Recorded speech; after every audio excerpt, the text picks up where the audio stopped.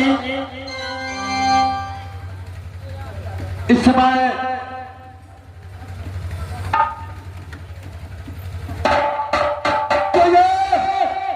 अंधोर पर जंगल तक पहुंच गया हूं सती। हाँ स्वामी, ये अंधोर पर जंगल से सिर्फ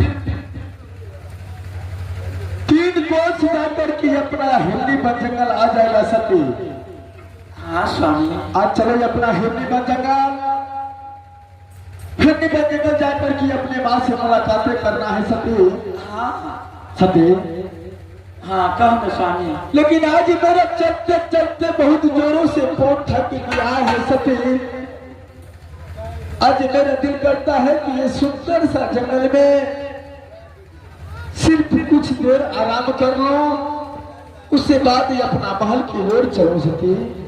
स्वामी, जब ये अघोर बोल जंगल से तिनिये कोशिश हिरनी बोल जंगल, तो चलो हिरनी बोल जंगल में स्वामी आराम करवे। ये अघोर बोल जंगल के बड़ा बड़ा जानवर, बड़ा बड़ा बाघ, बड़ा बड़ा चीता, बड़ा बड़ा राक्षस जैसे अघोर बोल जंगल में, इस जंगल में स्वामी यहाँ आराम नहीं करो। चलो हिरनी बन जंगल में आराम करवे पति देव। सती हाँ स्वामी, और ये जंगल में तो मैंने रोज ही अपना हिरनी बन जंगल से शिकार खेलने के लिए अंधोर पर जंगल में आता हूँ सती। ठीक कहे स्वामी, ये जंगल में डरने की कोई बात नहीं है सती। जंगल का चीता शेर जितना भी शिकार है मेरे डर से थराथर कांपता है सती। सती हाँ स्वामी, सिर्फ कुछ देर इस जंगल में आराम कर लो, तुम कुछ देर के लिए मेरा सेवा करो सती। और जब मेरा थकान उतर जाएगा तो यहाँ से शीघ्र अपना हिरनी पर जंगल जाऊंगा सती। सिर्फ कुछ देर आराम करने दीजिए सती। स्वामी, आई अघोर बोल जंगल में आई छुट्टी पाखे तरने हाँ आराम करो। यहाँ की हम सेवा कर रहे थे स्वामी। जब यहाँ की थकावट दूर हो जाते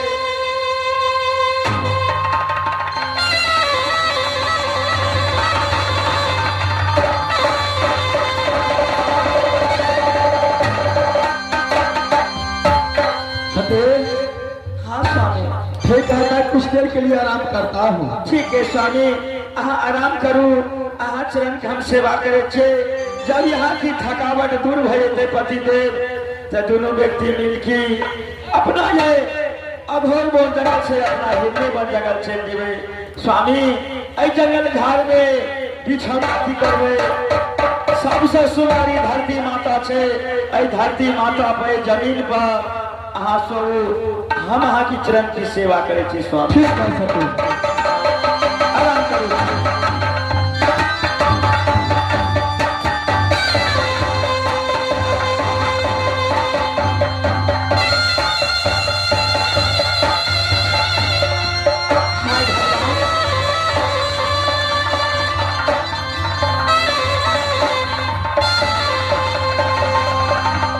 भगवान कि जहिया से हम गौना करा के अपना नैहर चांदीगढ़ से हिरनी बन जंगल गेला स्वामी के खन तक सेवा के लिए एक हाथ किया।